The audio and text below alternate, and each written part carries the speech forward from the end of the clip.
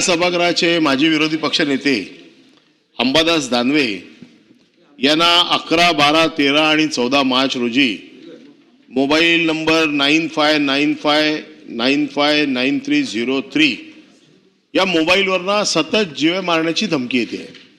सभापती महोदय, या सदनाचे माजी विरोधी पक्षनेते यांना सतत धमक्या येत आहेत, कापून टाकू, मारून टाकू, बायका पोरांना मारून टाकू। त्यांनी अर्ज केलेला आहे की अशा प्रकारच्या धमक्या येत आहेत। अजूनपर्यंत याच्यावरती कुठली कारवाई झाली नाही। गोळी चालण्याची वाट बघते का सरकार? त्यांना मारण्याची वाट बघते का सरकार?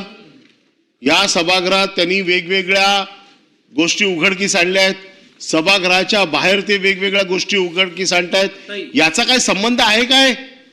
एका बाजूला विरोधी पक्षाचा एक विरोधी पक्ष माजी विरोधी पक्ष नेत्याला जीवानिशी मारण्याच्या धमक्या येत आहेत, दुसऱ्या बाजूला ज्यांना पैसे देऊन देखील कोण मारणार नाही अशा लोकांना 2-2 गाड्यांचं प्रोटेक्शन आहे। म्हणजे नाही, अशा लोकांना ज्यांना पैसे दिले आणि मारा सांगितलं तरी कोण मारणार नाही अशा लोकांना 2-2 गाड्यांचं प्रोटेक्शन आहे। आणि माजी विरोधी पक्ष नेत्याला जीवानिशी धमकी येते आणि सरकार त्याच्या बाबतीमध्ये कुठली कारवाई करत नाही।